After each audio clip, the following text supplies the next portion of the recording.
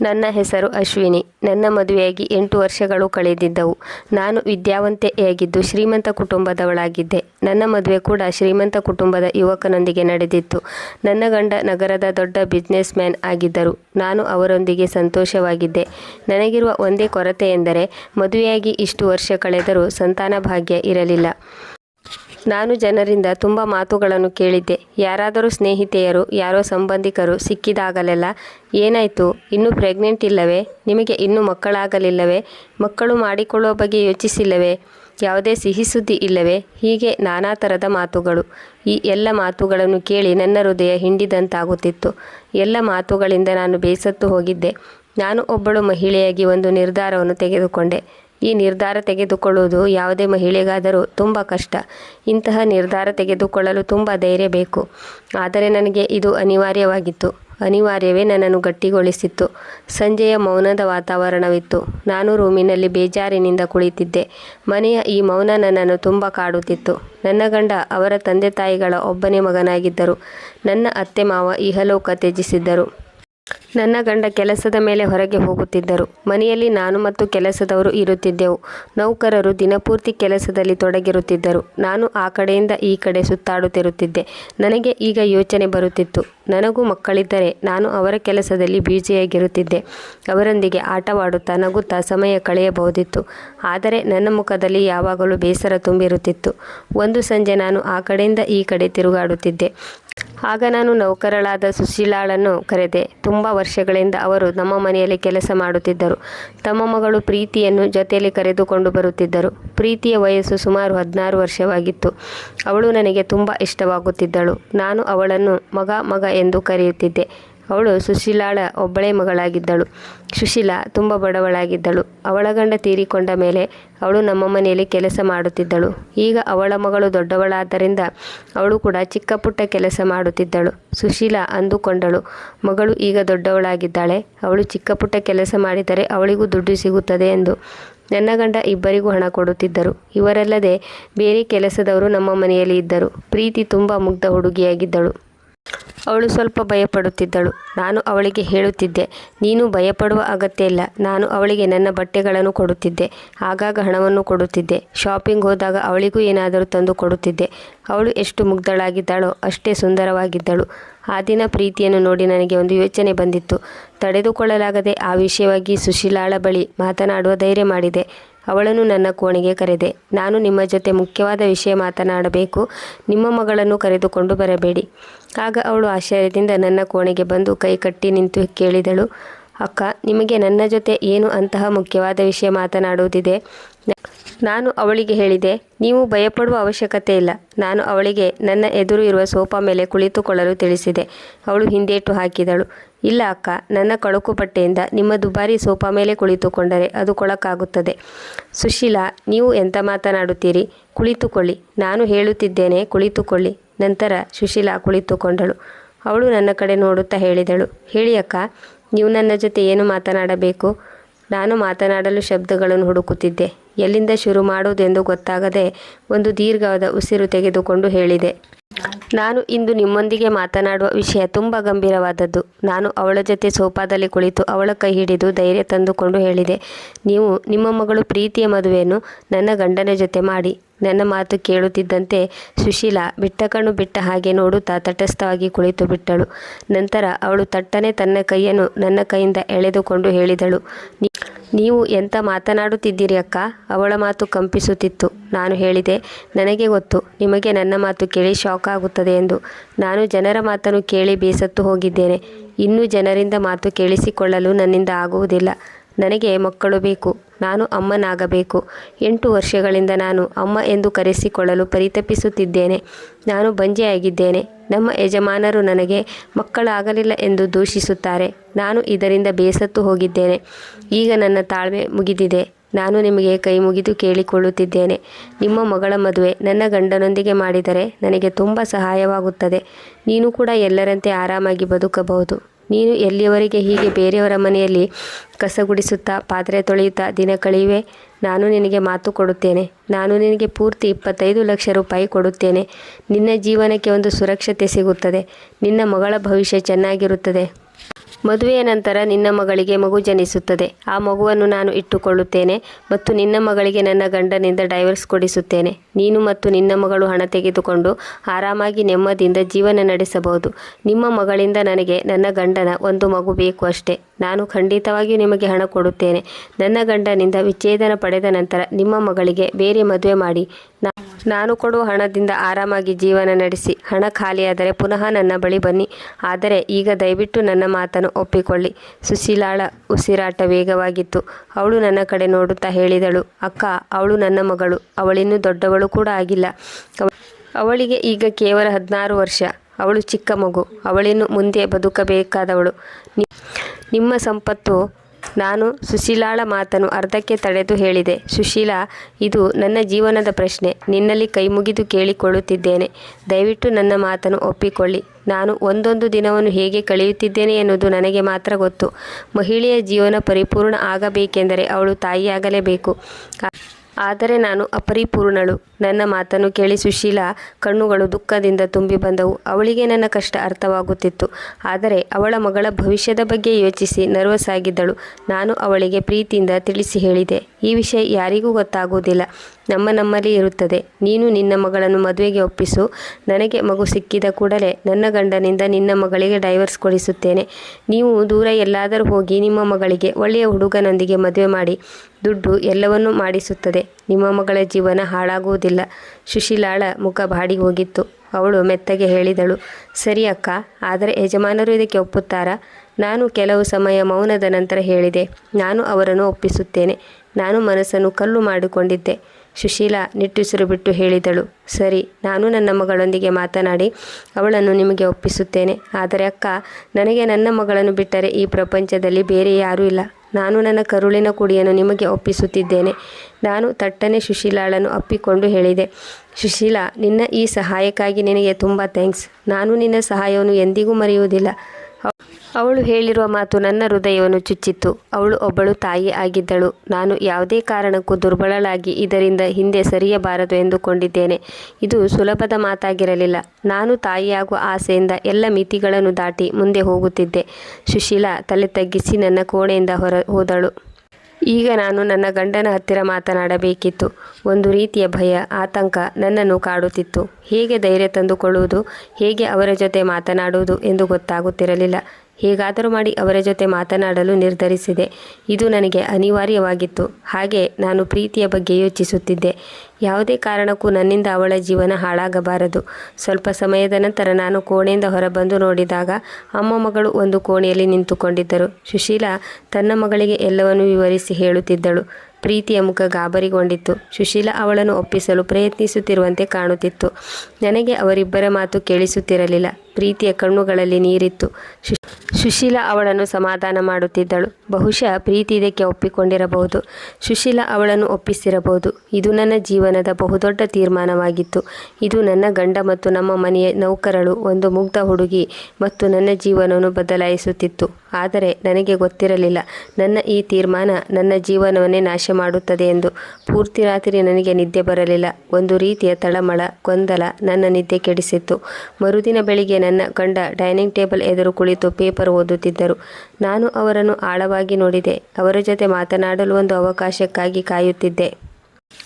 ನಾನು ನನ್ನ ಧೈರ್ಯವನ್ನು ಒಗ್ಗೂಡಿಸಿ ಹೇಳಿದೆ, ಅಮರ್, ನಾನು ನಿನ್ನ ಜೊತೆ ಒಂದು ವಿಷಯ ಮಾತನಾಡಬೇಕು. ನನ್ನ ಹೃದಯ ಜೋರಾಗಿ ಬಡಿದುಕೊಳ್ಳುತ್ತಿತ್ತು. ಒಂದು ಕ್ಷಣ ಯೋಚಿಸಿದೆ. ಎಲ್ಲವನ್ನು ಮರೆತು ಸುಮ್ಮನೆ ಇದ್ದು ಬಿಡಲೆ? ಆದರೆ ಅದೇ ಖಾಲಿತನ ನನ್ನನ್ನು ಬಾಧಿಸುತ್ತಿತ್ತು. ಅಮರ್ ಪೇಪರ್ ಸೈಡಿಗಿಟ್ಟು ಹೇಳಿದರು, ಸರಿ ಹೇಳು, ಏನು ಮಾತನಾಡುವುದಿದೆ? ನಾನು ಚಹಾ ಗ್ಲಾಸ್ ಟೇಬಲ್ ಮೇಲೆ ಇಟ್ಟು ಗಂಭೀರವಾಗಿ ಹೇಳಿದೆ, ಅಮರ್, ನಾನು ಅಂದುಕೊಳ್ಳುತ್ತಿದ್ದೇನೆ ನೀವು ಇನ್ನೊಂದು ಮದುವೆ ಮಾಡಿಕೊಳ್ಳುವುದು ಒಳ್ಳೆಯದು. ಅಮರ್ ಚಹಾ ಗ್ಲಾಸ್ ಎತ್ತಿಕೊಳ್ಳಲು ಹೋಗಿದ್ದವರು ನನ್ನ ಮಾತನ್ನು ಕೇಳಿ ಕೈ ಹಿಂದೆ ಕೆಳೆದುಕೊಂಡು ನನ್ನನ್ನು ನೋಡಿ ಹೇಳಿದರು, ಇದೇನು ತಮಾಷೆ ಮಾಡುತ್ತಿದ್ದೀಯಾ? ನಿನಗೆ ಹುಚ್ಚು ಹಿಡಿದಿದೆಯಾ? ನಾನು ಹೇಳಿದೆ, ನಾನು ತಮಾಷೆ ಮಾಡುತ್ತಿಲ್ಲ, ಗಂಭೀರವಾಗಿ ಹೇಳುತ್ತಿದ್ದೇನೆ.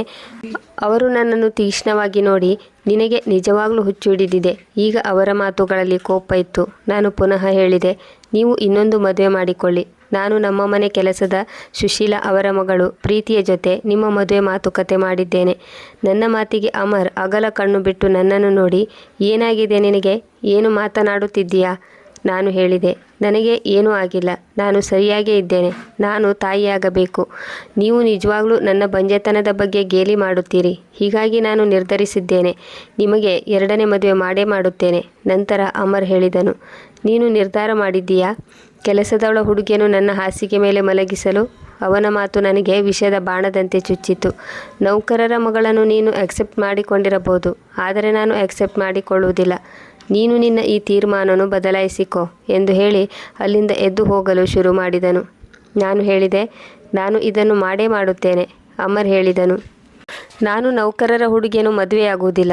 ನಾನು ಯಾರೆಂದು ನಿನಗೆ ಗೊತ್ತಿಲ್ಲವೇ? ನಾನು ನಗರದ ಶ್ರೀಮಂತ ಬಿಸ್ನೆಸ್ ಮ್ಯಾನ್ಗಳಲ್ಲಿ ಒಬ್ಬನು. ನನ್ನ ಮದುವೆ ನೀನು ನೌಕರಳ ಜೊತೆ ಮಾಡಲು ಹೊರಟಿರುವೆಯಾ? ನಿನಗೆ ಹೇಗೆ ಈ ಯೋಚನೆ ಬಂದಿತ್ತು? ನಾನು ಅವನ ಕೈ ಹಿಡಿದು ಎಳೆದು ಹೇಳಿದೆ, ನನಗೆ ಅದೆಲ್ಲ ಗೊತ್ತಿಲ್ಲ, ನಾನು ಅಮ್ಮ ಆಗಲೇಬೇಕು. ನನ್ನ ಗಂಡ ಕೋಪದಿಂದ ಹೇಳಿದರು, ನೀನು ನನ್ನನ್ನು ಜನರೆದುರು ನಗೆಪಾಟಲು ಮಾಡಲು ಹೊರಟಿದ್ದೀಯಾ? ಹೀಗೆ ಹೇಳಿ ಅವರು ಅಲ್ಲಿಂದ ಹೊರಟು ಹೋದರು. ನಾನು ಬಿಕ್ಕಿ ಬಿಕ್ಕಿ ಅಳುತ್ತಿದ್ದೆ. ಅವರು ತಮಗೆ 2ನೇ ಮದುವೆ ಮಾಡಿಕೊಳ್ಳಲು ಇಷ್ಟ ಇಲ್ಲ ಎಂದು ಸ್ಪಷ್ಟವಾಗಿ ಹೇಳಿದರು. ನಾನು ನನ್ನ ಕೋಣೆಗೆ ಬಂದೆ. ನನಗೆ ಇಂಥ ಜೀವನ ಸಾಗಿಸುವುದಕ್ಕಿಂತಲೂ ಸಾಯುವುದೇ ಒಳ್ಳೆಯದು ಅನಿಸಿತು. ನಾನು ಸುಮ್ಮನೆ ಕುಳಿತಿದ್ದೆ. ಆಗ ಕೋಣೆಯ ಬಾಗಿಲು ನಿಧಾನಕ್ಕೆ ತೆರೆಯಿತು. ಅಮರ್ ಒಳಗೆ ಬಂದರು. ನಾನು ಅವರಿಗೆ ಪುನಃ ಅದೇ ವಿಷಯವನ್ನು ಹೇಳಿದಾಗ ಅವರು ಪ್ರೀತಿಯಿಂದ ನನ್ನ ಕೈ ಹಿಡಿದು ಹೇಳಿದರು, ನೀನು ಅಂದುಕೊಂಡಿದ್ದನ್ನು ನಾನು ನಡೆಯಲು ಬಿಡುವುದಿಲ್ಲ. ನಾನು ನಿನ್ನನ್ನು ತುಂಬ ಪ್ರೀತಿಸುತ್ತೇನೆ ಅಶ್ವಿನಿ. ನೀನು ಇರುವಾಗ ನಾನು ಬೇರೆಯವರನ್ನು ಹೇಗೆ ಮದುವೆಯಾಗಲಿ? ನೀವು ನನ್ನನ್ನು ಪ್ರೀತಿಸುತ್ತಿಲ್ಲ. ನೀವು ನನ್ನನ್ನು ಪ್ರೀತಿಸುವುದಾದರೆ ನನ್ನ ಕಷ್ಟವನ್ನು ಅರ್ಥ ಮಾಡಿಕೊಳ್ಳುತ್ತಿದ್ರಿ. ನಾನು ಈ ಬಂಜೆತನದಿಂದ ರೋಸಿ ಹೋಗಿದ್ದೇನೆ. ಇನ್ನು ನಾನು ಈ ಖಾಲಿತನವನ್ನು ಸಹಿಸಿಕೊಳ್ಳುವುದಿಲ್ಲ. ಆಗ ಅವರು ಕೇಳಿದರು, ನೀನು ನನ್ನನ್ನು ಒತ್ತಾಯಿಸುತ್ತಿದ್ದೀಯಾ? ನಾನು ಹೇಳಿದೆ, ಇಲ್ಲ, ನನ್ನನ್ನು ನಾನು ಒತ್ತಾಯಿಸಿಕೊಳ್ಳುತ್ತಿದ್ದೇನೆ. ನೀವು ನನ್ನ ತೀರ್ಮಾನವನ್ನು ಒಪ್ಪಿಕೊಳ್ಳಲೇಬೇಕು. ಅವರು ಯಾವ ತೀರ್ಮಾನ ಹೇಳುತ್ತಾರೆ ಎಂದು ನಾನು ಅವರನ್ನು ಆಳವಾಗಿ ನೋಡಿದೆ. ಅವರು ಸ್ವಲ್ಪ ಸಮಯ ಸುಮ್ಮನಿದ್ದು ನಂತರ ನನ್ನ ಕೈ ಹಿಡಿದು ಹೇಳಿದರು, ಅಶ್ವಿನಿ, ನಾನು ನೌಕರರ ಹುಡುಗಿಯ ಜೊತೆ ಮದುವೆ ಮಾಡಿಕೊಳ್ಳುವುದಿಲ್ಲ. ಇದರಿಂದ ನಮ್ಮಿಬ್ಬರಿಗೂ ನಷ್ಟವಾಗುತ್ತದೆ. ನಾನು ತಲೆ ತಗ್ಗಿಸಿದೆ. ಅವರ ತೀರ್ಮಾನದಿಂದ ನನ್ನ ಕನಸು ನುಚ್ಚುನೂರಾಯಿತು. ನನಗೆ ಅನಿಸುತ್ತಿತ್ತು, ನಾನು ಎಲ್ಲವನ್ನೂ ಕಳೆದುಕೊಂಡೆ. ನಾನು ಅಂದುಕೊಂಡಿದ್ದೆ ನನ್ನ ದುಃಖ, ಹತಾಶೆ ಅವರನ್ನು ಬದಲಾಯಿಸುತ್ತದೆ ಎಂದು. ಆದರೆ ಅವರಿಗೆ ಯಾವುದೂ ಅರ್ಥವಾಗಲಿಲ್ಲ. ನಾನು ಮುಖ ತಿರುಗಿಸಿದೆ. ಅವರು ಅಲ್ಲಿಂದ ಹೊರಟು ಹೋದರು. ನಾನು ಕೋಣೆಯಲ್ಲಿ ಈ ಕಡೆಯಿಂದ ಆ ಕಡೆ, ಆ ಕಡೆಯಿಂದ ಈ ಕಡೆ ತಿರುಗುತ್ತಿದ್ದೆ. ಮರುದಿನ ಬೆಳಗಿನ ಸೂರ್ಯ ಉದಯಿಸಿದನು. ಆದರೆ ನನ್ನ ಜೀವನದಲ್ಲಿ ಕತ್ತಲೆ ಬಿಟ್ಟರೆ ಬೇರೇನೂ ಇರಲಿಲ್ಲ. ನನ್ನ ಹೃದಯ ಚೂರಾಗಿತ್ತು. ಈಗ ನನಗೆ ಯಾವುದನ್ನು ಸಹಿಸಿಕೊಳ್ಳುವ ಶಕ್ತಿ ಇರಲಿಲ್ಲ. ನಾನು ಕನ್ನಡಿ ಎದುರು ಕುಳಿತು ಮಾತನಾಡಿಕೊಳ್ಳುತ್ತಿದ್ದೆ. ನಾನು ಕನ್ನಡಿ ನೋಡಿಕೊಂಡೆ. ನಾನು ತುಂಬ ದುರ್ಬಲಳಾದಂತೆ ಅನಿಸಿತು. ನನ್ನ ಕಣ್ಣಿನ ಕೆಳಗೆ ಕಪ್ಪು ಗೆರೆ ಕಾಣಿಸಿತು. ನಾನು ಮೊದಲಿನ ಅಶ್ವಿನಿ ಆಗಿರಲಿಲ್ಲ. ನಾನು ತುಂಬ ಸಮಯ ಅಳುತ್ತಾ ಕುಳಿತಿದ್ದೆ. ನಂತರ ಕಣ್ಣೀರು ಒರೆಸಿಕೊಂಡು ಒಂದು ತೀರ್ಮಾನ ಮಾಡಿದೆ. ನಾನು ಬದುಕುವುದು ಒಂದು ಮಗುವಿಗಾಗಿ ಅಂದ ಮೇಲೆ ನಾನು ಸಾಯುವುದರಿಂದ ಯಾವುದೇ ವ್ಯತ್ಯಾಸ ಇರಲಿಲ್ಲ. ಸಾಯುವುದು ನನಗೆ ಸುಲಭವಾಗಿತ್ತು. ನನ್ನಲ್ಲಿ ವಿಷದ ಮಾತ್ರೆಗಳಿದ್ದವು. ನಾನು ಬೀರುವಿನಿಂದ ವಿಷದ ಮಾತ್ರೆ ತೆಗೆದು ಕೈಯಲ್ಲಿ ಹಿಡಿದುಕೊಂಡು ಅವುಗಳನ್ನು ನೋಡುತ್ತಿದ್ದೆ. ನನಗೆ ಇದೇ ಮಾತ್ರೆಗಳು ನೆಮ್ಮದಿಯ ದಾರಿ ತೋರಿಸುವಂತೆ ಕಾಣುತ್ತಿದ್ದವು. ನಾನು ಒಂದೊಂದೇ ಮಾತ್ರೆಗಳನ್ನು ನುಂಗಿ ನೀರು ಕುಡಿದೆ. ನನಗೆ ಎಲ್ಲವೂ ಮುಗಿದು ಹೋದಂತೆ ಅನಿಸಿತು. ಹಾಸಿಗೆ ಮೇಲೆ ಮಲಗಿ ಕಣ್ಮುಚ್ಚಿದೆ. ಸ್ವಲ್ಪ ಸಮಯದ ನಂತರ ದೇಹದಲ್ಲಿ ಬಿಸಿಯ ಅನುಭವ ಆಯಿತು. ನಾನು ನನ್ನ ಉಸಿರಾಟವನ್ನು ಕಳೆದುಕೊಳ್ಳುತ್ತಿರುವಂತೆ ಭಾಸವಾಯಿತು. ನನ್ನ ಕಿವಿಗೆ ಹೊರಗಿನ ಶಬ್ದ ಕ್ಷೀಣಿಸುತ್ತಾ ಬಂದಿತು. ನನಗೆ ನನ್ನ ಗಂಡ ಕನಸಿನಲ್ಲಿ ಕೇಳಿಸುವ ರೀತಿ ದೂರದಲ್ಲಿ ಎಲ್ಲೋ ಕರೆದಂತೆ ಅನಿಸಿತು. ಬಾಗಿಲು ತೆರೆಯಿತು. ಅಶ್ವಿನಿ, ನೀನು ಇದೇನು ಮಾಡಿಕೊಂಡೆ? ನನಗೆ ಇಷ್ಟೇ ಕೇಳಿಸಿಕೊಳ್ಳಲು ಸಾಧ್ಯವಾಗಿದ್ದು. ನನ್ನ ಗಂಡ ನನ್ನನ್ನು ತೋಳಿನಲ್ಲಿ ಎತ್ತಿಕೊಂಡರು. ನನ್ನ ಉಸಿರಾಟ ಕ್ಷೀಣಿಸುತ್ತಾ ಬಂದಿತ್ತು. ನಾನು ಅವರು ಮಾತನಾಡುತ್ತಿರುವುದನ್ನು ಕೇಳಿಸಿಕೊಳ್ಳುವ ಪ್ರಯತ್ನ ಮಾಡುತ್ತಿದ್ದೆ. ಅವರು ಗಾಬರಿಯಾಗಿದ್ದರು. ಬೇಗನೆ ಗಾಡಿ ತೆಗೆದು ನನ್ನನ್ನು ಗಾಡಿಯಲ್ಲಿ ಹಾಕಿ ಆಸ್ಪತ್ರೆಗೆ ಕರೆದುಕೊಂಡು ಹೋದರು. ಅವರು ಆಸ್ಪತ್ರೆಗೆ ಹೋಗುವ ದಾರಿಯಲ್ಲಿ ಪದೇ ಪದೇ ನನ್ನ ಹೆಸರು ಕರೆಯುತ್ತಿದ್ದರು. ಅಶ್ವಿನಿ, ಎದ್ದೇಳು, ಏನಾದರೂ ಮಾತನಾಡು, ಎಚ್ಚರ ಮಾಡಿಕೊಳ್ಳಲು ಪ್ರಯತ್ನಿಸು. ಆಸ್ಪತ್ರೆಯಲ್ಲಿ ನನ್ನ ಜೀವ ಉಳಿಸಿಕೊಳ್ಳಲು ಪ್ರಯತ್ನಿಸಿದರು. ನನ್ನ ಜೀವನದ ಬಾಗಿಲು ಮುಚ್ಚಿರಲಿಲ್ಲ. ಡಾಕ್ಟರ್ ಪ್ರಯತ್ನದ ನಂತರ ನಾನು ಪುನಃ ಉಸಿರಾಡಲು ಪ್ರಾರಂಭಿಸಿದೆ. ನನ್ನ ಕಂಡೀಷನ್ ಕಣ್ಣು ಬಿಡುವ ಹಂತಕ್ಕೆ ಬಂದಿತ್ತು. ಆದರೆ ನನಗೆ ಮಸುಕಾಗಿ ಕಾಣಿಸುತ್ತಿತ್ತು. ನನ್ನ ಮುಖಕ್ಕೆ ಆಕ್ಸಿಜನ್ ಮಾಸ್ಕ್ ಹಾಕಲಾಗಿತ್ತು. ನನ್ನ ಗಂಡ ನನ್ನ ಎದುರು ಕುರ್ಚಿ ಮೇಲೆ ತಲೆ ತಗ್ಗಿಸಿ ಕುಳಿತಿದ್ದರು. ನನಗೆ ಎಚ್ಚರವಾದಾಗ ಅವರು ನನ್ನನ್ನು ತಲೆ ಎತ್ತಿ ನೋಡಿದರು. ಅವರ ಕೂದಲು ಕೆದರಿತ್ತು. ಅವರ ಕಣ್ಣುಗಳು ಕೆಂಪಗಾಗಿದ್ದವು. ಅವರು ನನ್ನ ಕೈ ಹಿಡಿದು ಹೇಳಿದರು, ಅಶ್ವಿನಿ, ನೀನು ಹೀಗೆಲ್ಲ ಮಾಡಿಕೊಳ್ಳಬಾರದಿತ್ತು. ನಿನಗೆ ಏನಾದರೂ ಆದರೆ ನಾನು ಬದುಕುತ್ತಿರಲಿಲ್ಲ. ನಾನು ಮಾತನಾಡಲು ಕಷ್ಟಪಡುತ್ತಿದ್ದೆ. ಆದರೂ ಕ್ಷೀಣ ಸ್ವರದಲ್ಲಿ ಹೇಳಿದೆ, ನಾನು ಸಾಯುವುದರಿಂದ ನಿಮಗೆ ಯಾವುದೇ ವ್ಯತ್ಯಾಸವಾಗುವುದಿಲ್ಲ. ಅವರು ಹೇಳಿದರು, ಹೀಗೆಲ್ಲ ಮಾತನಾಡಬೇಡ. ಅವರು ಕಣ್ಣು ಮುಚ್ಚಿದರು. ನನ್ನ ಮಾತು ಅವರಿಗೆ ಇಷ್ಟವಾಗಲಿಲ್ಲ. ಅವರು ಹೇಳಿದರು, ನನಗೆ ಏನು ಬೇಡ, ಮಗುವಾಗಲಿ ಅದು ಇನ್ನೇನಾದರೂ ಆಗಲಿ, ನನಗೆ ನೀನು ನನ್ನ ಜೊತೆಗಿದ್ದರೆ ಸಾಕು ಅಷ್ಟೇ. ನಾನು ಏನೇ ಹೇಳಿದರೂ ಅದು ಕೋಪದಲ್ಲಿ ಹೇಳಿರುವುದು. ನಿನ್ನನ್ನು ಕಳೆದುಕೊಳ್ಳುವ ಯೋಚನೆ ಬಂದಾಗ ನನ್ನ ಆತ್ಮ ನಡುಗಿ ಹೋಯಿತು. ನಾನು ಹೇಳಿದೆ, ನೀವು ನನ್ನನ್ನು ಇಷ್ಟೊಂದು ಪ್ರೀತಿಸುವುದಾದರೆ ನನ್ನ ಮಾತನ್ನು ಏಕೆ ಅರ್ಥ ಮಾಡಿಕೊಂಡು ಒಪ್ಪಿಕೊಳ್ಳುತ್ತಿಲ್ಲ? ನನಗೆ ಅರ್ಥವಾಗುತ್ತಿದೆ, ಆದರೆ ನಿನ್ನ ಸ್ಥಾನದಲ್ಲಿ ಬೇರೆ ಯಾರನ್ನು ನೋಡಲು ಇಷ್ಟಪಡುವುದಿಲ್ಲ. ಸ್ವಲ್ಪ ಸಮಯ ಸುಮ್ಮನಿದ್ದು ನಂತರ ಹೇಳಿದೆ, ನೋಡಿ, ನಾನು ಇದನ್ನೆಲ್ಲ ಮಾಡುತ್ತಿರುವುದು ನಮ್ಮ ಮಗುವಿಗಾಗಿ. ಅವರು ಅಲ್ಲಿಂದ ಎದ್ದು ಹೋಗಿ ಕಿಟಕಿಯಿಂದ ಹೊರಗೆ ನೋಡುತ್ತಾ ಹೇಳಿದರು, ಸರಿ, ನಾನು ನಿನ್ನ ಮಾತನ್ನು ಒಪ್ಪಿಕೊಳ್ಳುತ್ತೇನೆ. ಅವರ ಮಾತು ಕೇಳಿ ನನ್ನ ಕಣ್ಣು ಒದ್ದೆಯಾದವು. ನನಗೆ ಅವರ ಮಾತಿನಿಂದ ಸಂತೋಷವಾಗದಿದ್ದರೂ ಸಮಾಧಾನವಾಯಿತು. ನಾನು ನನ್ನ ಗಂಡನನ್ನು ಬೇರೆ ಮಹಿಳೆಯೊಂದಿಗೆ ನೋಡಲು ಇಷ್ಟಪಡುತ್ತಿರಲಿಲ್ಲ. ನಾನು ನಿರೀಕ್ಷಿಸಿದ ಆ ದಿನ ಬಂದಿತ್ತು. ಪ್ರೀತಿಯೊಂದಿಗೆ ನನ್ನ ಗಂಡನ ಮದುವೆ ಮಾಡಿದೆ. ಅವರು ಕಷ್ಟಪಟ್ಟು ಪ್ರೀತಿಗೆ ತಾಳಿ ಕಟ್ಟಿದರು. ಅವಳ ಹಣೆಗೆ ಕುಂಕುಮ ಇಟ್ಟರು. ಇದನ್ನೆಲ್ಲ ನೋಡಿ ನನ್ನ ಕಣ್ಣು ತುಂಬಿ ಬಂದಿತ್ತು. ನನ್ನ ದೇಹ ಕಂಪಿಸುತ್ತಿತ್ತು. ನನ್ನ ಮನಸ್ಸಿಗೆ ತಳಮಳ ಉಂಟಾಗಿತ್ತು. ಮದುವೆ ಸಮಯದಲ್ಲಿ ನನ್ನ ಗಂಡನ ಮುಖದಲ್ಲಿ ಯಾವುದೇ ಸಂತೋಷ ಕಾಣಿಸಲಿಲ್ಲ. ನನಗೆ ಗೊತ್ತಿತ್ತು, ಅವರು ನನ್ನನ್ನು ಬಿಟ್ಟು ಬೇರೆ ಯಾರನ್ನು ಮದುವೆ ಮಾಡಿಕೊಳ್ಳಲು ಇಷ್ಟಪಡುವುದಿಲ್ಲ ಎಂದು. ಆದರೆ ನಮಗಿಬ್ಬರಿಗೂ ಇದು ಅನಿವಾರ್ಯವಾಗಿತ್ತು. ಮದುವೆ ಸಮಯದಲ್ಲಿ ಪ್ರೀತಿ ಮೌನವಾಗಿ ಇದ್ದಳು. ಅವಳು ಕೆಂಪು ಬಣ್ಣದ ಸೀರೆಯಲ್ಲಿ ಮುದ್ದಾಗಿ ಕಾಣುತ್ತಿದ್ದಳು. ಅವಳ ಅಮ್ಮ ಅವಳನ್ನು ಕೋಣೆಯಲ್ಲಿ ಬಿಟ್ಟು ಹೊರಗೆ ಹೋಗಿದ್ದರು. ನನ್ನನ್ನು ನಾನು ಕೋಣೆಯಲ್ಲಿ ಬಂಧಿಸಿಕೊಂಡಿದ್ದೆ. ನನ್ನ ಮನಸ್ಸಿನಲ್ಲಿ ವಿಚಿತ್ರ ನೋವಿತ್ತು. ನಾನು ನನ್ನ ಮನಸ್ಸಿಗೆ ಅರ್ಥ ಮಾಡಿಸಿದೆ, ನನ್ನ ತ್ಯಾಗ ನಾನು ತಾಯಿಯಾಗಲು ಇಟ್ಟಿರೋ ಒಂದು ಹೆಜ್ಜೆ ಎಂದು. ನಾನು ಕಣ್ಮುಚ್ಚಿ ನಿದ್ದೆ ಮಾಡೋ ಪ್ರಯತ್ನ ಮಾಡಿದೆ, ಆದರೆ ನಿದ್ದೆ ಬರಲಿಲ್ಲ. ರಾತ್ರಿ ಪೂರ್ತಿ ಎಚ್ಚರವಾಗಿ ಕಳೆದೆ. ಬೆಳಿಗ್ಗೆ ಆದಾಗ ನನಗೆ ಒಂಟಿತನ ಕಾಡಿತು. ನಾನು ಈಗ ಶ್ರೀಮಂತ ಮಹಿಳೆಯಾಗಿರಲಿಲ್ಲ. ಮಗುವಿಗಾಗಿ ಎಲ್ಲವನ್ನೂ ಕಳೆದುಕೊಂಡ ಬಡ ಮಹಿಳೆಯಾಗಿದ್ದೆ. ಮರುದಿನ ಬೆಳಿಗ್ಗೆ ನೌಕರರು ಡೈನಿಂಗ್ ಟೇಬಲ್ ಮೇಲೆ ತಿಂಡಿ ರೆಡಿ ಮಾಡಿ ಇಟ್ಟಿದ್ದರು. ಆದರೆ ನನಗೆ ಹಸಿವಿರಲಿಲ್ಲ. ನನ್ನ ಹಸಿವು, ನಿದ್ದೆ ಎಲ್ಲವೂ ಕಳೆದು ಹೋಗಿತ್ತು. ನನಗೆ ಪ್ರೀತಿಯ ನೆನಪಾಯಿತು. ಅವಳನ್ನು ಹೇಗೆ ಮಾತನಾಡಿಸುವುದು ಎಂದು ಗೊತ್ತಾಗಲಿಲ್ಲ. ಈಗ ಅವಳು ಕೆಲಸದ ಮಾಮೂಲಿ ಹುಡುಗಿ ಆಗಿರಲಿಲ್ಲ, ನನ್ನ ಗಂಡನ ಹೆಂಡತಿಯಾಗಿದ್ದಳು. ನಾನು ಅವಳ ಕೋಣೆಗೆ ಹೋಗಿ ಬಾಗಿಲನ್ನು ಬಡಿದೆ. ಒಳಗಿನಿಂದ ಶಬ್ದ ಬಂದಿತ್ತು. ಬಾಗಿಲು ತೆರೆದಿದೆ. ನಾನು ಒಳಗೆ ಹೋಗಿ ನೋಡಿದೆ. ಅವಳ ಕೂದಲು ಹರಡಿಕೊಂಡಿತ್ತು. ದೃಷ್ಟಿ ನೆಲಕ್ಕೆ ನೆಟ್ಟಿತ್ತು. ನಾನು ಅಂದುಕೊಂಡಿದ್ದು ನಡೆದಿರಬಹುದು. ನಾನು ಕೇಳಿದೆ, ರಾತ್ರಿ ಹೇಗೆ ಕಳೆಯಿತು? ಅವಳು ಮುಖ ಎತ್ತಿ ನನ್ನ ಕಣ್ಣುಗಳನ್ನು ನೋಡಿದಳು. ನನ್ನ ಕಣ್ಣುಗಳಲ್ಲಿ ನಿದ್ದೆ ಕಡಿಮೆ, ಪ್ರಶ್ನೆ ಹೆಚ್ಚು ಕಾಣಿಸಿರಬಹುದು. ಅವಳು ನಡುಗುವ ಧ್ವನಿಯಲ್ಲಿ ಹೇಳಿದಳು, ಅಕ್ಕ, ಯಜಮಾನರು ಏನನ್ನೂ ಮಾಡಲಿಲ್ಲ. ನನ್ನನ್ನು ಕೈಯಿಂದ ಕೂಡ ಮುಟ್ಟಲಿಲ್ಲ. ರಾತ್ರಿ ಪೂರ್ತಿ ಮಗ್ಗಲು ಬದಲಾಯಿಸುತ್ತಾ ಮಲಗಿದ್ದರು. ಬೆಳಗಾಗುತ್ತಲೇ ಎದ್ದು ಹೊರಗೆ ಹೋದರು. ಅವಳ ಮಾತು ಕೇಳಿ ನನ್ನ ಮನಸ್ಸು ಮುರಿದು ಹೋಯಿತು. ನಾನು ಕೇಳಿದೆ, ಸತ್ಯವಾಗ್ಲೂ? ಅವಳು ತಲೆ ಆಡಿಸುತ್ತಾ ಹೇಳಿದಳು, ನಾನು ನಿಜ ಹೇಳುತ್ತಿದ್ದೇನೆ ಅಕ್ಕ. ನಾನು ಅಲ್ಲಿಂದ ಹೊರಬಂದೆ. ಸುಶೀಲಾ ನನ್ನನ್ನು ನೋಡಿ ಏನನ್ನೋ ಮಾತನಾಡಲು ಬಯಸಿದ್ದಳು. ಆದರೆ ನನ್ನ ಮೌನವನ್ನು ನೋಡಿ ಅಲ್ಲಿಂದ ಹಿಂದೆ ಸರಿದಳು. ನಾನು ಪುನಃ ಕೋಣೆಗೆ ಬಂದು ಬಾಗಿಲು ಹಾಕಿಕೊಂಡೆ. ನನಗೆ ಅಮರ್ ಮೇಲೆ ಕೋಪ ಬಂದಿದ್ದು, ನಾನು ತಾಯಿಯಾಗುವ ಆಸೆಯಿಂದ ಎಲ್ಲವನ್ನೂ ತ್ಯಾಗ ಮಾಡಿದೆ. ಆದರೆ ಇವರು ಒಂದು ಹೆಜ್ಜೆ ಕೂಡ ಮುಂದೆ ಇಟ್ಟಿಲ್ಲ. ಇದೆಲ್ಲ ಏನು ನಡೆಯುತ್ತಿದೆ ನನಗೆ ಅರ್ಥವಾಗಲಿಲ್ಲ. ನಾನು ಸ್ವಲ್ಪ ಸಮಯದ ನಂತರ ಹೊರಬಂದು ನೋಡಿದೆ. ಅಮರ್ ಡೈನಿಂಗ್ ಟೇಬಲ್ ಎದುರು ಕುಳಿತು ತಿಂಡಿ ತಿನ್ನುತ್ತಿದ್ದನು. ನನಗೆ ಅವರನ್ನು ನೋಡಿದರೆ ಏನೂ ನಡೆದಿಲ್ಲ ಎನ್ನುವಂತೆ ಕಾಣುತ್ತಿದ್ದರು. ಅವರಿಗೆ ಇನ್ನೊಂದು ಮದುವೆ ನಡೆದೇ ಇಲ್ಲ ಎನ್ನುವಂತೆ ಕಾಣುತ್ತಿದ್ದರು. ಅವರಲ್ಲಿ ಯಾವ ಬದಲಾವಣೆ ಕಾಣಿಸಲಿಲ್ಲ. ಅವರು ತಿಂಡಿ ತಿನ್ನುತ್ತಾ ಪೇಪರ್ ಓದುವುದರಲ್ಲಿ ಮಗ್ನರಾಗಿದ್ದರು. ನಾನು ಅವರ ಹತ್ತಿರ ಹೋಗಿ ಕರೆದೆ, ಅಮರ್. ಅವರು ನನ್ನತ್ತ ತಿರುಗಿ ನೋಡಿದರು. ನಾನು ಹೇಳಿದೆ, ನಾನು ಮಾತನಾಡಬೇಕು. ನೀವು ರಾತ್ರಿ ಪ್ರೀತಿಯ ಜೊತೆ ಏನನ್ನು ಏಕೆ? ನನ್ನ ಧ್ವನಿ ಅಲ್ಲಿಗೆ ನಿಂತು ಹೋಯಿತು. ಅವರು ತಕ್ಷಣ ಬೇರೆ ಕಡೆ ತಿರುಗಿ ಹೇಳಿದರು, ನಿನ್ನ ಮಾತಿನ ಅರ್ಥ ಏನು? ನಾನು ಹೇಳಿದೆ, ನೀವು ಅವಳಿಗೆ ಹೆಂಡತಿ ಹಕ್ಕು ಏಕೆ ಕೊಡಲಿಲ್ಲ? ಅವರು ಕೋಪ ಮಾಡಿಕೊಂಡು ಹೇಳಿದರು, ಅಶ್ವಿನಿ, ನಿನಗೆ ಹೀಗೆ ಪ್ರಶ್ನೆ ಮಾಡಲು ನಾಚಿಕೆ ಆಗುವುದಿಲ್ಲವೇ? ನಾನು ಹೇಳಿದೆ, ನಾಚಿಕೆ ನಿಮಗೆ ಆಗಬೇಕು. ಮದುವೆಯ ನಂತರ ಹೆಂಡತಿಯನ್ನು ನೆಲದ ಮೇಲೆ ಮಲಗಿಸಿದ್ದೀರಿ. ಅವಳನ್ನು ಮಂಚದ ಮೇಲೆ ಮಲಗಲು ಕೂಡ ಬಿಡಲಿಲ್ಲ. ಇಷ್ಟರಲ್ಲಿ ಅಮರ್ ಕುರ್ಚಿಯನ್ನು ಹಿಂದಕ್ಕೆ ತಳ್ಳಿ ಎದ್ದು ನಿಂತು ಹೇಳಿದನು, ಅವಳಿನ್ನೂ ಚಿಕ್ಕ ಹುಡುಗಿ, ಅರ್ಥ ಮಾಡಿಕೊ. ಅವಳು ನಿನ್ನ ಸಮಾನಳಲ್ಲ. ನಾನೆಲ್ಲಿ, ಅವಳೆಲ್ಲಿ? ನೀನು ಅವಳನ್ನು ಮದುವೆ ಮಾಡಿಕೊಳ್ಳುವ ಮೊದಲೇ ಇದನ್ನು ಯೋಚಿಸಬೇಕಿತ್ತು.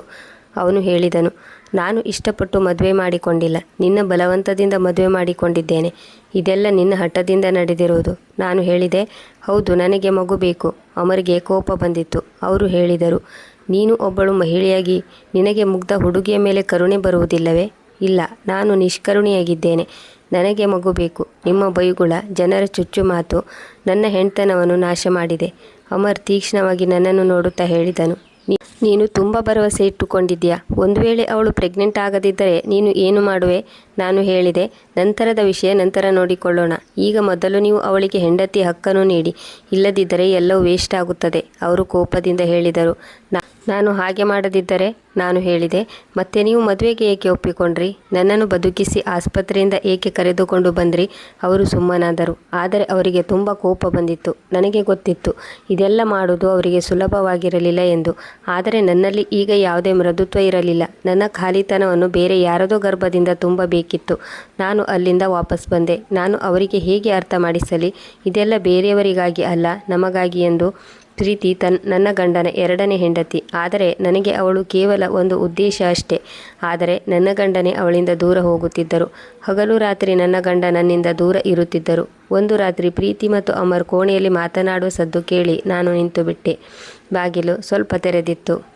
ಮಂದ ಬೆಳಕಿತ್ತು. ನಾನು ಬಗ್ಗಿ ನೋಡಿದೆ. ಪ್ರೀತಿ ಸೋಫಾ ಮೇಲೆ ಕುಳಿತಿದ್ದಳು. ಅಮರ್ ಕಿಟಕಿ ಬಳಿ ನಿಂತಿದ್ದನು. ಇದನ್ನು ನೋಡಿ ನನಗೆ ನಿರಾಸೆಯಾಯಿತು. ನಾನು ಅಲ್ಲಿಂದ ಹೊರಟು ಬಿಟ್ಟೆ. ಮರುದಿನ ನಾನು ಧೈರ್ಯ ಮಾಡಿ ನನ್ನ ಗಂಡನ ಬಳಿ ಮಾತನಾಡಲು ನಿರ್ಧರಿಸಿದೆ. ನನ್ನ ಗಂಡ ಅಂಗಳದಲ್ಲಿ ಕುಳಿತಿದ್ದರು. ಅವರ ಕೈಯಲ್ಲಿ ಮೊಬೈಲ್ ಇತ್ತು. ನಾನು ಅವರ ಎದುರು ಕುಳಿತು ಮೆಲ್ಲನೆ ಧ್ವನಿಯಲ್ಲಿ ಹೇಳಿದೆ, ನೀವು ಈಗಲೂ ಅವಳಿಗೆ ಹತ್ತಿರವಾಗಲಿಲ್ಲ. ಅವರು ಕತ್ತೆತ್ತಿ ನನ್ನನ್ನು ತೀಕ್ಷ್ಣವಾಗಿ ನೋಡಿ ಪುನಃ ಮೊಬೈಲ್ ನೋಡುವುದರಲ್ಲಿ ಬ್ಯುಸಿಯಾದರು. ನಾನು ಹೇಳಿದೆ, ಅಮರ್, ನಾನು ನಿಮಗೆ ಏನು ಹೇಳುತ್ತಿದ್ದೇನೆ? ಅವರು ಹೇಳಿದರು, ನಿನಗೆ ಏಕೆ ಅರ್ಥವಾಗುತ್ತಿಲ್ಲ? ಇದು ಸಾಧ್ಯವಿಲ್ಲ. ನಾನು ಹೇಳಿದೆ, ಏನು ಸಾಧ್ಯ ಇಲ್ಲವೇ? ಅವರು ಮೊಬೈಲ್ ಪಕ್ಕಕ್ಕಿಟ್ಟು ನನ್ನನ್ನು ನೋಡುತ್ತಾ ಹೇಳಿದರು, ನಿನ್ನನ್ನು ಎದುರು ನೋಡಿದರೆ ನನಗೆ ನಾಚಿಕೆ ಆಗುತ್ತಿದೆ. ಅಶ್ವಿನಿ, ನಾನೇನು ಮಾಡಲು ಆಗುತ್ತಿಲ್ಲ. ನನಗೆ ನನ್ನ ಜೀವನ ಭಾರ ಅನಿಸುತ್ತಿದೆ. ನಾನು ನಿನಗೆ ಮೋಸ ಮಾಡುತ್ತಿದ್ದೇನೆ ಅನಿಸುತ್ತಿದೆ. ನಾನು ಹೇಳಿದೆ, ಹಾಗಿದ್ದರೆ ನೀವು ಏಕೆ ಮದುವೆ ಮಾಡಿಕೊಂಡ್ರಿ? ನೀನು ನನಗೆ ಒತ್ತಾಯ ಮಾಡಿದೆ. ನಿನಗೆ ಏನು ಅನಿಸುತ್ತದೆ? ಪ್ರೀತಿಗೆ ಇದೆಲ್ಲ ಸುಲಭ ಅಂದುಕೊಂಡಿದ್ದೀಯಾ? ಅವಳೇನು ಮಣ್ಣಿನಿಂದ ಮಾಡಿದ ಮೂರ್ತಿಯೇ? ಹೇಗೆ ಬೇಕೆಂದರೆ ಹಾಗೆ ಉಪಯೋಗಿಸಿಕೊಳ್ಳಲು? ಹೀಗೆ ಹೇಳಿ ಅವರು ಅಲ್ಲಿಂದ ಎದ್ದು ಹೊರಟು ಹೋದರು. ನಾನು ಮೌನವಾಗಿ ಕುಳಿತಿದ್ದೆ. ಮರುದಿನ ನಾನು ಪ್ರೀತಿಯನ್ನು ನೋಡಲು ಹೋಗಿದ್ದೆ. ಅವಳು ಮೌನವಾಗಿ ಹಾಸಿಗೆ ಮೇಲೆ ಕುಳಿತಿದ್ದಳು. ನನ್ನನ್ನು ನೋಡಿ ಅವಳು, ಬನ್ನಿ ಅಕ್ಕ, ಕುಳಿತುಕೊಳ್ಳಿ ಎಂದಳು. ನಾನು ಅವಳ ಸರಿಸಮ ಕುಳಿತುಕೊಂಡೆ. ಅವಳಿಗೆ ಹೇಳಿದೆ, ನಿನ್ನ ಮನಸ್ಸಿನಲ್ಲಿ ಯಾವುದಾದರೂ ಪ್ರಶ್ನೆ ಇದ್ದರೆ ನನ್ನ ಬಳಿ ಯಾವುದೇ ಸಂಕೋಚ ಇಲ್ಲದೆ ಹೇಳಿಕೋ. ಇಲ್ಲಿ ನೀನು ಒಬ್ಬಂಟಿಯಲ್ಲ, ನಿನ್ನ ಜೊತೆ ನಾನಿದ್ದೇನೆ. ಅವಳು ಸರಿ ಎನ್ನುವಂತೆ ತಲೆ ಆಡಿಸಿದಳು. ನನಗೆ ಗೊತ್ತಿತ್ತು ಅವಳು ಅಸಹಾಯಕಳಾಗಿದ್ದಾಳೆ ಎಂದು. ಸ್ವಲ್ಪ ಸಮಯ ಅವಳ ಜೊತೆ ಮಾತನಾಡಿ ನಾನು ನನ್ನ ಕೋಣೆಗೆ ವಾಪಸ್ ಬಂದೆ. ನನ್ನ ಯಾವುದೇ ಪ್ರಯತ್ನ ಫಲ ನೀಡುತ್ತಿರಲಿಲ್ಲ. ಈಗಲೂ ನನ್ನ ಗಂಡ ಪ್ರೀತಿಗೆ ಹತ್ತಿರವಾಗಲಿಲ್ಲ. ಕಳೆಯುತ್ತಿರುವ ದಿನಗಳ ಜೊತೆ ನನಗೆ ಖಾಲಿತನ ಇನ್ನೂ ಹೆಚ್ಚು ಬಾಧಿಸಲು ಶುರುವಾಯಿತು. ಪ್ರೀತಿ ಈಗ ಹೆಚ್ಚು ಮೌನವಾಗಿ ಇರುತ್ತಿದ್ದಳು. ಯಾರ ಜೊತೆಗೂ ಹೆಚ್ಚು ಮಾತನಾಡುತ್ತಿರಲಿಲ್ಲ ಮತ್ತು ಕೋಣೆಯಿಂದ ಹೊರಬರುತ್ತಿರಲಿಲ್ಲ. ಅಮರ್ ಕೂಡ ಈಗ ಮನೆಗೆ ಲೇಟಾಗಿ ಬರುತ್ತಿದ್ದರು. ಅವರು ಹೆಚ್ಚು ಮಾತನಾಡುತ್ತಿರಲಿಲ್ಲ. ನನ್ನ ಎದುರಿಗೂ ಬರುತ್ತಿರಲಿಲ್ಲ. ನನ್ನ ಕಣ್ತಪ್ಪಿಸಿ ಇರುತ್ತಿದ್ದರು. ಒಂದು ಬೆಳಿಗ್ಗೆ ಎಲ್ಲರೂ ತಮ್ಮ ತಮ್ಮ ಕೋಣೆಯಲ್ಲಿ ಇದ್ದರು. ನಾನು ಪ್ರೀತಿಯ ಕೋಣೆಗೆ ಹೋಗಿ ಬಾಗಿಲು ಬಡಿದೆ. ಅವಳು ಬಾಗಿಲು ತೆರೆದು ನನ್ನ ಎದುರಿಗೆ ಬಂದಳು. ಅವಳ ಮುಖದಲ್ಲಿ ಒಂದು ರೀತಿಯ ಸುಸ್ತು ಕಾಣಿಸುತ್ತಿತ್ತು. ನಾನು ಹೇಳಿದೆ, ನಾನು ಒಂದೆರಡು ದಿನ ತವರು ಮನೆಗೆ ಹೋಗುತ್ತಿದ್ದೇನೆ. ನೀನು ನಿನ್ನ ಬಗ್ಗೆ ಕಾಳಜಿ ತೆಗೆದುಕೋ. ಏನಾದರೂ ಬೇಕಿದ್ದರೆ ನನಗೆ ಫೋನ್ ಮಾಡು.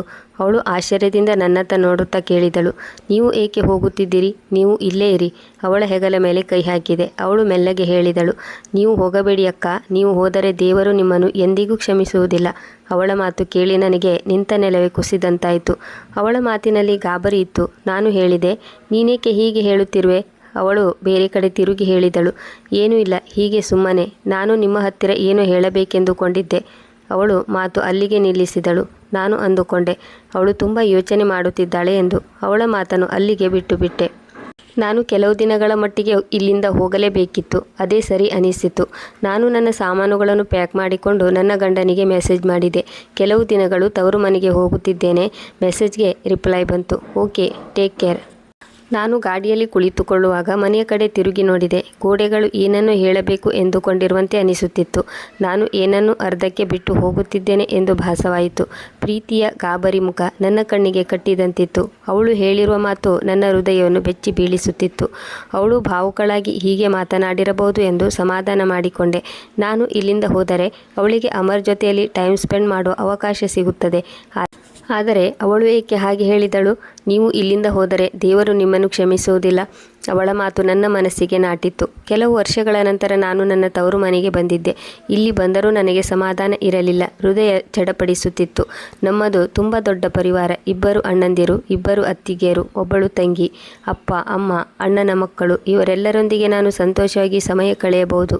ಆದರೆ ನನ್ನ ಮನಸ್ಸು ಯಾವುದೇ ಸಂತೋಷವನ್ನು ಅನುಭವಿಸಲು ಸಿದ್ಧವಿರಲಿಲ್ಲ. ನಾನು ಬೇಜಾರಿನಲ್ಲಿ ಇರುವುದನ್ನು ನೋಡಿ ಎಲ್ಲರೂ ನನಗೆ ಏನಾಯಿತು, ಯಾಕೆ ನೊಂದುಕೊಂಡಿದ್ಯಾ ಎಂದು ಕೇಳುತ್ತಿದ್ದರು. ನಾನು ಹೇಳುತ್ತಿದ್ದೆ, ಏನೂ ಇಲ್ಲ, ನನಗೆ ಸ್ವಲ್ಪ ಹುಷಾರಿಲ್ಲ ಎಂದು. ನನಗೆ ನಾನು ಮಾಡಿರುವುದು ಸರಿ ಅನಿಸುತ್ತಿತ್ತು. ನಾನು ಹೀಗೆ ಮಾಡುವುದರಿಂದ ಪ್ರೀತಿ ಮತ್ತು ಅಮರ್ ಮಧ್ಯೆ ಇರುವ ಅಂತರ ಕಡಿಮೆಯಾಗಿ ಅವರು ಹತ್ತಿರವಾಗಬಹುದು. ನನ್ನ ಆತಂಕ ಹೆಚ್ಚಾಗುತ್ತಿತ್ತು. ನಾನು ಇಲ್ಲಿ ಬಂದು 2 ದಿನ ಕಳೆದು ಹೋಗಿದ್ದವು. 3ನೇ ದಿನ ಸಾಯಂಕಾಲ ನಾನು ಪ್ರೀತಿಗೆ ಫೋನ್ ಮಾಡಿದೆ. ಇಲ್ಲಿಗೆ ಬಂದ ನಂತರ ನಮ್ಮಿಬ್ಬರ ಕಾಂಟ್ಯಾಕ್ಟ್ ಇರಲಿಲ್ಲ. ನಾನು ಫೋನ್ ಮಾಡಿದಾಗ ಪ್ರೀತಿ ಫೋನ್ ಎತ್ತಲಿಲ್ಲ. ನಾನು ಅಮರ್ಗೆ ಫೋನ್ ಮಾಡಿದೆ. ಅವರು ಕೇಳಿದರು, ಅಲ್ಲಿ ಎಲ್ಲರೂ ಚೆನ್ನಾಗಿದ್ದಾರಾ? ನಾನು ಹೇಳಿದೆ, ಹೌದು, ಇಲ್ಲಿ ಎಲ್ಲ ಚೆನ್ನಾಗಿದ್ದಾರೆ. ಅವರು ಕೇಳಿದರು, ನೀನು ಯಾವಾಗ ಬರುತ್ತಿದ್ದೀಯಾ? ನಾನು ಹೇಳಿದೆ, ನಾನು ಬರಲು ಇನ್ನೂ 1-2 ದಿನ ಆಗಬಹುದು. ನಾನು ಪ್ರೀತಿಯ ಬಗ್ಗೆ ಕೇಳಿದ ತಕ್ಷಣ ಅವರು ಮಾತು ಬದಲಾಯಿಸಿದರು. ನೀನು ಆದಷ್ಟು ಬೇಗನೆ ಮನೆಗೆ ಬಾ ಎಂದು ಹೇಳಿ ಫೋನ್ ಕಟ್ ಮಾಡಿದರು. ನನ್ನ ಹೃದಯದಲ್ಲಿ ಬಿರುಗಾಳಿ ಎದ್ದಿತ್ತು. ನಿದ್ದೆ ಕಣ್ಣಿನಿಂದ ದೂರವಾಗಿತ್ತು. ರಾತ್ರಿ ತುಂಬ ದೊಡ್ಡದಾದಂತೆ ಅನಿಸುತ್ತಿತ್ತು. ನನಗೆ ಯಾಕೆ ಹೀಗಾಗುತ್ತಿದೆ? ನನಗೆ ಮನೆಗೆ ಹೋಗಬೇಕೇ ಬೇಡವೇ ಒಂದು ಅರ್ಥವಾಗುತ್ತಿಲ್ಲ. ನಾನು ಪುನಃ ಪ್ರೀತಿಗೆ ಫೋನ್ ಮಾಡಿದೆ. ಅವಳು ಫೋನ್ ರಿಸೀವ್ ಮಾಡಿದಳು.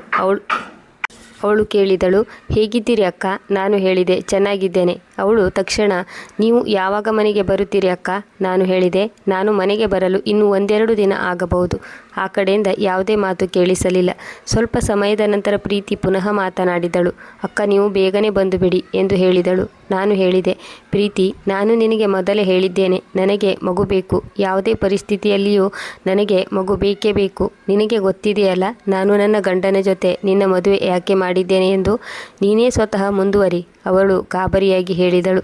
ಆದರೆ ಅಕ್ಕ, ಯಜಮಾನರು ನನ್ನ ಹತ್ತಿರ ಬರುತ್ತಿಲ್ಲ, ನನ್ನ ಜೊತೆ ಮಾತನಾಡುವುದಿಲ್ಲ ಅಂದ ಮೇಲೆ ಇದೆಲ್ಲ ಹೇಗೆ ನಡೆಯುತ್ತದೆ? ನಾನು ಹೇಳಿದೆ, ಒಂದು ಹೆಣ್ಣು ತನ್ನ ಸೌಂದರ್ಯದಿಂದ ಎಂತಹ ಪುರುಷನನ್ನಾದರೂ ತನ್ನ ಆಕರ್ಷಣೆಗೆ ಒಳಗಾಗುವಂತೆ ಮಾಡುತ್ತಾಳೆ. ನೀನು ಸುಂದರವಾಗಿದ್ದೀಯಾ ನೋಡು. ಪುರುಷರು ಸಮಯವನ್ನು ನೋಡುವುದಿಲ್ಲ, ವಾತಾವರಣವನ್ನು ನೋಡುತ್ತಾರೆ. ನೀನು ಎಂತಹ ವಾತಾವರಣ ಸೃಷ್ಟಿಸಬೇಕು ಎಂದರೆ ಅವರು ನಿನ್ನತ್ತ ಆಕರ್ಷಣೆಗೆ ಒಳಗಾಗಬೇಕು. ನಿನ್ನ ಜೊತೆ ಮಾತನಾಡಲು, ನಿನ್ನನ್ನು ನೋಡಲು ತವಕಿಸಬೇಕು. ನಿನ್ನಂಥ ಸುಂದರ ಹುಡುಗಿ ಏನು ಬೇಕಾದರೂ ಮಾಡಬಹುದು. ನೀನು ಅವರ ಜೊತೆ ಸಮಯ ಕಳೆ.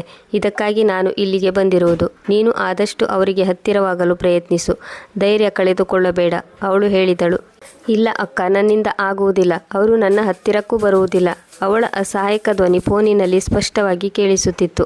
ಅವಳು ಅಳುತ್ತಿದ್ದಳು. ನಾನು ಹೇಳಿದೆ, ಬಿಡು, ನೀನು ಅಳಬೇಡ, ಪ್ರಯತ್ನ ಮಾಡಿ ನೋಡು. ಆದರೆ ಒಂದು ನೆನಪಿಟ್ಟುಕೋ, ಈ ಅವಕಾಶ ನೀನು ಕಳೆದುಕೊಂಡರೆ ನಿನಗೆ ಏನೂ ಸಿಗುವುದಿಲ್ಲ.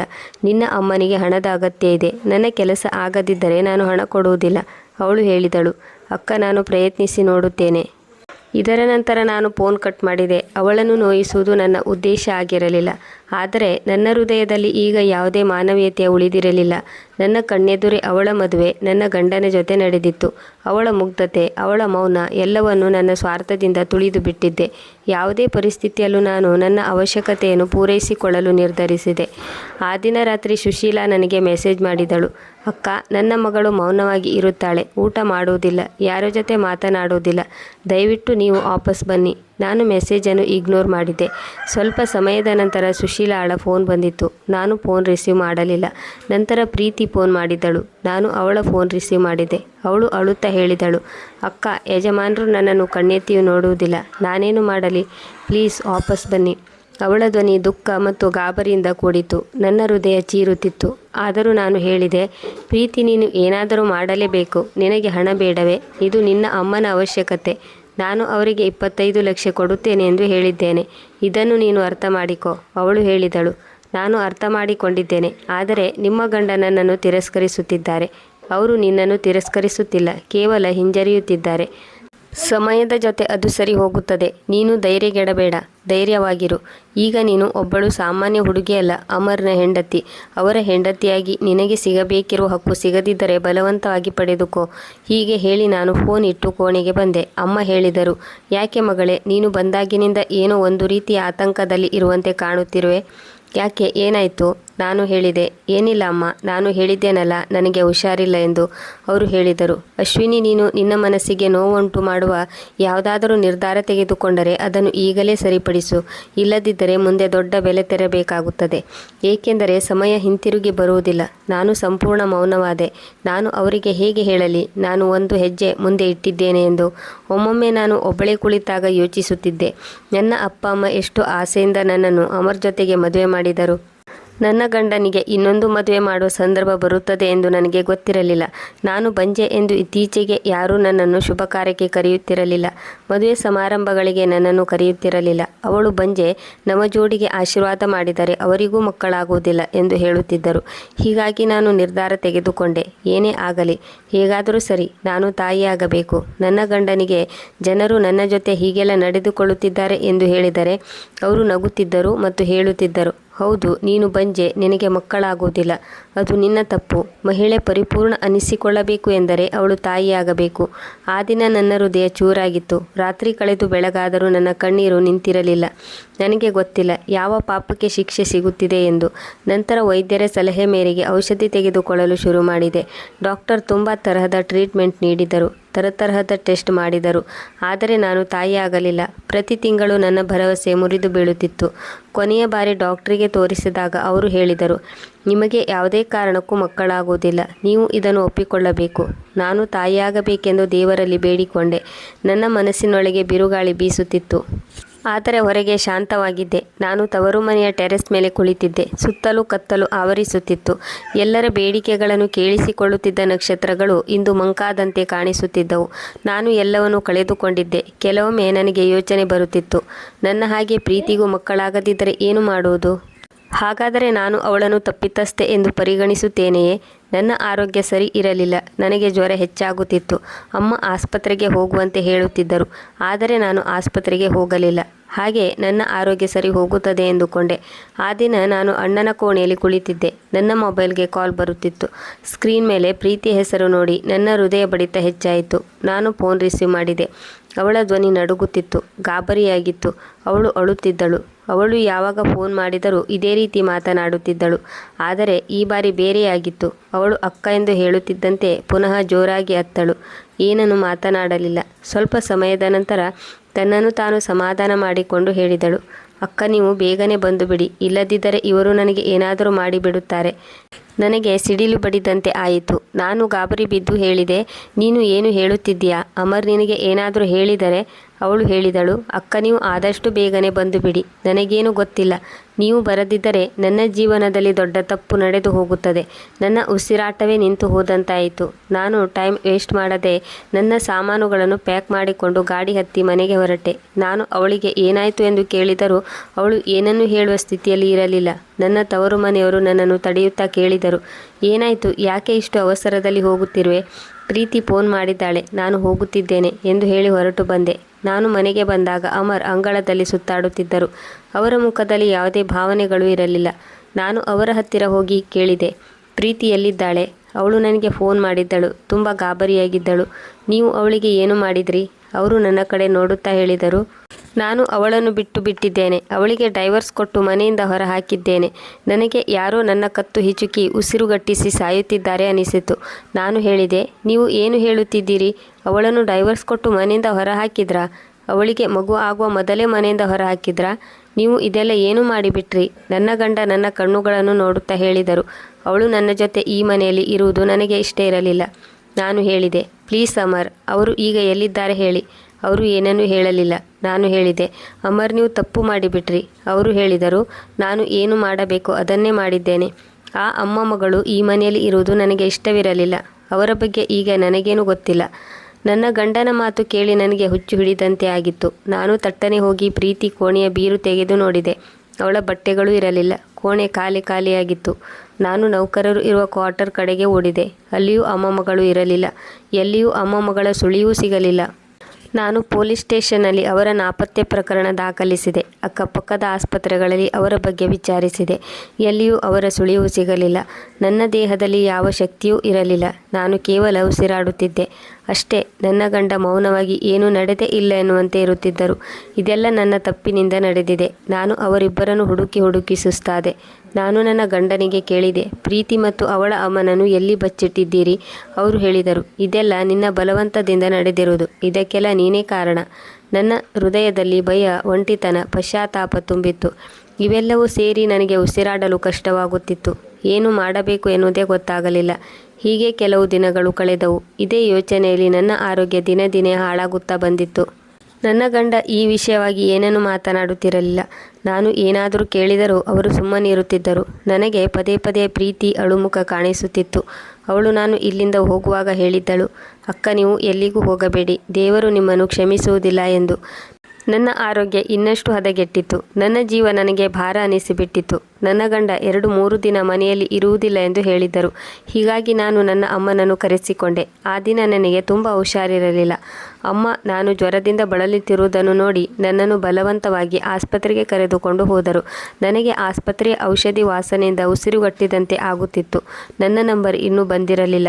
ಅಮ್ಮ ನನ್ನ ಜೊತೆ ಕುಳಿತುಕೊಂಡಿದ್ದರು. ನನ್ನ ನಂಬರ್ ಬರಲು ಇನ್ನೂ ಸಮಯ ಇತ್ತು. ನನಗೆ ಅಲ್ಲಿ ಕುಳಿತುಕೊಳ್ಳಲು ಆಗದೆ ನಾನು ಹೊರಗಡೆ ಬಂದೆ. ನಾನು ಅಲ್ಲೇ ಇದ್ದ ಮೆಡಿಕಲ್ ಸ್ಟೋರ್ ಕಡೆಗೆ ನಡೆದೆ. ನಾನು ನನ್ನ ಗಂಡ ಡಾಕ್ಟರ್ ಕ್ಯಾಬಿನ್ ಒಳಗೆ ಹೋಗುತ್ತಿದ್ದುದನ್ನು ನೋಡಿದೆ. ನಾನು ಅವರನ್ನು ನೋಡಿ ದಂಗಾಗಿ ಹೋದೆ. ಅವರು 2-3 ದಿನ ತಾನು ಮನೆಯಲ್ಲಿ ಇರುವುದಿಲ್ಲ, ನಗರದಿಂದ ಹೊರಗೆ ಹೋಗುತ್ತಿದ್ದೇನೆ ಎಂದು ಹೇಳಿ ತಮ್ಮ ಸಾಮಾನುಗಳನ್ನು ಪ್ಯಾಕ್ ಮಾಡಿಕೊಂಡು ಹೊರಟಿದ್ದರು. ಆದರೆ ಈಗ ಇವರು ಇಲ್ಲಿ ಏನು ಮಾಡುತ್ತಿದ್ದಾರೆ? ನಾನು ಅವರನ್ನು ಹಿಂಬಾಲಿಸಿ ಅವರ ಹಿಂದೆ ಹೋದೆ. ಡಾಕ್ಟರ್ ಕ್ಯಾಬಿನ್ ಬಾಗಿಲು ಸ್ವಲ್ಪ ತೆರೆದಿತ್ತು. ನಾನು ಬಾಗಿಲ ಹೊರಗೆ ನಿಂತಿದ್ದೆ. ನನಗೆ ಅವರು ಮಾತನಾಡುವುದು ಕೇಳಿಸುತ್ತಿತ್ತು. ನನ್ನ ಗಂಡ ಡಾಕ್ಟರಿಗೆ ಹೇಳುತ್ತಿದ್ದರು, ಡಾಕ್ಟರ್, ನನ್ನ ಟ್ರೀಟ್ಮೆಂಟ್ ಯಾವಾಗ ಮುಗಿಯುತ್ತದೆ? ನಾನು ತುಂಬ ತೊಂದರೆಗೆ ಒಳಗಾಗಿದ್ದೇನೆ. ನನ್ನ ಹೆಂಡತಿ ನನಗೆ 2ನೇ ಮದುವೆ ಮಾಡಿದಳು. ನಾನು ಕಷ್ಟಪಟ್ಟು ಅವಳಿಗೆ ಡೈವರ್ಸ್ ಕೊಟ್ಟು ಮನೆಯಿಂದ ಹೊರಹಾಕಿದ್ದೇನೆ. ನನ್ನ ಹೆಂಡತಿ ಮಗು ಪಡೆದುಕೊಳ್ಳಬೇಕು ಎನ್ನುವ ಹಠದಿಂದ ಹುಚ್ಚಿಯಂತೆ ಆಡುತ್ತಿದ್ದಾಳೆ. ಆದರೆ ಅವಳಿಗೆ ಗೊತ್ತಿಲ್ಲ, ಬಂಜೆ ಅವಳಲ್ಲ ನಾನು ಎಂದು. ನಾನು ಈ ವಿಷಯವನ್ನು ಅವಳಿಂದ ಮುಚ್ಚಿಟ್ಟಿದ್ದೇನೆ. ನಾನು ಇನ್ನೇನು ಮಾಡುವ ಹಾಗಿಲ್ಲ. ಆಗ ಡಾಕ್ಟರ್ ಹೇಳಿದರು, ನೋಡು ಅಮರ್, ನಾನು ನಿನಗೆ ಹೇಳಿರಲಿಲ್ಲ. ಆದರೆ ಅಮರ್, ನೀನು ಯಾವುದೇ ಟ್ರೀಟ್ಮೆಂಟ್ ತೆಗೆದುಕೊಂಡರೂ ನಿನಗೆ ಮಕ್ಕಳಾಗೋದಿಲ್ಲ. ನೀನು ನಿನ್ನ ಹೆಂಡತಿಗೆ ನಂಬಿಸಿ ಸುಳ್ಳು ಹೇಳುತ್ತಾ ಬಂದಿರುವುದು ಸರಿಯಲ್ಲ. ಸುಳ್ಳಿನ ಮೇಲೆ ನಿಂತಿರುವ ಸಂಬಂಧ ಶಾಶ್ವತವಲ್ಲ. ನೀನು ನಿನ್ನ ಹೆಂಡತಿಗೆ ಸತ್ಯ ಹೇಳುವುದೇ ಒಳ್ಳೆಯದು. ಇನ್ನು ನಿನ್ನ ಹೆಂಡತಿ ಕೊರಗುವಂತೆ ಮಾಡುವುದು ಬೇಡ. ಅವರ ಮಾತು ಕೇಳಿ ನನಗೆ ಯಾರೋ ಜಾಡಿಸಿ ಒದ್ದಂತೆ ಅನಿಸಿತು. ಅಂದರೆ ಇದರ ಅರ್ಥ ನನ್ನ ಗಂಡ ನನ್ನನ್ನು ನಾನು ತಪ್ಪಾಗಿ ತಿಳಿದುಕೊಂಡಿದ್ದೆ. ನಾನು ಸರಿಯಾಗಿ ಇದ್ದೇನೆ. ಕೊರತೆ ಇರುವುದು ನನ್ನಲ್ಲಿ ಅಲ್ಲ, ಬದಲಾಗಿ ನನ್ನ ಗಂಡನಲ್ಲಿ. ಎಲ್ಲ ಗೊತ್ತಿದ್ದರೂ ನನಗೆ ಏಕೆ ಸತ್ಯ ಹೇಳಲಿಲ್ಲ? ನನ್ನ ಗಂಡನ ಮೇಲೆ ನನಗೆ ತುಂಬ ಕೋಪ ಬಂದಿತ್ತು. ಜೊತೆಗೆ ದುಃಖದಿಂದ ಕಣ್ಣೀರು ತುಂಬಿ ಬಂದಿತ್ತು. ನಾನು ಈಗಲೇ ಹೋಗಿ ನನ್ನ ಗಂಡನನ್ನು ಪ್ರಶ್ನೆ ಮಾಡಬೇಕು ಎಂದುಕೊಂಡೆ. ಇಂದು ಪ್ರಕೃತಿಯ ಎಲ್ಲ ಸತ್ಯವನ್ನು ನನ್ನ ಕಣ್ಣೆದುರು ಬಹಿರಂಗಪಡಿಸಿತು. ನಾನು ಅಮ್ಮನನ್ನು ಕರೆದುಕೊಂಡು ಅಲ್ಲಿಂದ ವಾಪಸ್ ಬಂದೆ. ಮನೆಗೆ ಬಂದು ನಾನು ಬಿಕ್ಕಿ ಬಿಕ್ಕಿ ಅಳುತ್ತಿದ್ದೆ. ನಾನು ನನ್ನ ಗಂಡನನ್ನು ಶಪಿಸುತ್ತಿದ್ದೆ. ಅವರಿಂದಾಗಿ ನಾನು ಇಂದು ಜನರಿಂದ ಇಷ್ಟೆಲ್ಲ ಮಾತು ಕೇಳಿಸಿಕೊಳ್ಳಬೇಕಾಗಿ ಬಂತು. ಅವರು ಕೂಡ ನನ್ನನ್ನು ಹೀಯಾಳಿಸುವುದರಲ್ಲಿ ಹಿಂದೆ ಬೀಳಲಿಲ್ಲ. ತಮ್ಮಲ್ಲೇ ಕೊರತೆ ಇದ್ದರೂ ನನ್ನನ್ನು ಮೂರ್ಖಳನ್ನಾಗಿ ಮಾಡಿದರು. ನನಗೆ ಪ್ರೀತಿ ನೆನಪಾಗುತ್ತಿದ್ದಳು. ನನ್ನ ಗಂಡನ ಜೊತೆ ಅವಳ ಮದುವೆ ಮಾಡಿ ನಾನು ಆ ಚಿಕ್ಕ ಹುಡುಗಿಯ ಜೀವನವನ್ನೇ ಹಾಳು ಮಾಡಿದೆ. ನಾನು ಅಳುತ್ತಾ ಕುಳಿತಿದ್ದೆ. ಅಷ್ಟರಲ್ಲಿ ನಮ್ಮ ಮನೆ ಕೆಲಸದವರೊಬ್ಬರು ಬಂದು, ಅಕ್ಕ, ನಾನು ನಿಮ್ಮ ಜೊತೆ ಸ್ವಲ್ಪ ಮಾತನಾಡಬೇಕಿತ್ತು ಎಂದು ಹೇಳಿದರು. ನಾನು ಹೇಳಿದೆ, ಹೇಳಿ, ಏನು ಮಾತನಾಡಬೇಕಿತ್ತು? ಅವರು ಹೇಳಿದರು, ಅಕ್ಕ, ತಪ್ಪು ತಿಳಿದುಕೊಳ್ಳಬೇಡಿ, ಇದು ನಿಮ್ಮ ಕುಟುಂಬಕ್ಕೆ ಸಂಬಂಧಪಟ್ಟ ವಿಷಯ. ನಾನು ಹೇಳಬಾರದು. ಆದರೂ ನೀವು ಕೆಲವು ದಿನಗಳಿಂದ ಅನುಭವಿಸುತ್ತಿರುವ ನೋವನ್ನು ನೋಡಿ ಹೇಳುತ್ತಿದ್ದೇನೆ. ನೀವು ತವರು ಮನೆಗೆ ಹೋದ ನಂತರ ಯಜಮಾನರು ಸುಶೀಲಾ ಮತ್ತು ಅವರ ಮಗಳ ಜೊತೆ ಅಸಭ್ಯವಾಗಿ ನಡೆದುಕೊಂಡರು. ಅವರು ಅವರಿಗೆ ಹಿಂಸೆ ಕೊಟ್ಟು ಮನೆಯಿಂದ ಹೊರಹಾಕಿದರು. ಒಂದು ದಿನ ಪ್ರೀತಿಯನ್ನು ಕೋಣೆಯಲ್ಲಿ ಕೂಡಿ ಹಾಕಿದ್ದರು. ಅವಳು ಕಿರುಚಾಡುತ್ತಿದ್ದಳು. ನಾವು ಯಾರೂ ಅವಳನ್ನು ರಕ್ಷಿಸಲು ಆಗಲಿಲ್ಲ. ನಂತರ ಯಜಮಾನರು ಸುಶೀಲಾಳಿಗೆ, ನೀನು ನಿನ್ನ ಮಗಳನ್ನು ಕರೆದುಕೊಂಡು ಎಲ್ಲಾದರೂ ದೂರ ಹೊರಟು ಹೋಗು, ಪುನಃ ನಮ್ಮ ಮನೆಯ ಬಳಿ ಕಾಣಿಸಿಕೊಳ್ಳಬೇಡ ಎಂದರು. ಅವರಿಬ್ಬರು ಭಯದಿಂದ ತಮ್ಮ ಸಾಮಾನುಗಳನ್ನು ಪ್ಯಾಕ್ ಮಾಡಿಕೊಂಡು ಇಲ್ಲಿಂದ ಹೊರಟು ಹೋದರು. ಇದನ್ನು ಕೇಳಿ ನಾನು ಕುಸಿದು ಹೋದೆ. ನನ್ನ ಗಂಡನ ಯಾವ ಯಾವ ಸತ್ಯಗಳು ನನ್ನ ಕಣ್ಣೆದುರಿಗೆ ಬರುವುದು ಬಾಕಿ ಇದೆಯೋ ಗೊತ್ತಿಲ್ಲ. ನನಗೆ ಈಗ ಬೇರೆ ಯಾವ ದಾರಿಯೂ ಇರಲಿಲ್ಲ. ನಾನು ಒಂದು ನಿರ್ಧಾರ ಮಾಡಿ ನನ್ನ ಸಾಮಾನುಗಳನ್ನು ಪ್ಯಾಕ್ ಮಾಡಿಕೊಂಡು ನನ್ನ ತವರು ಮನೆಗೆ ಬಂದೆ.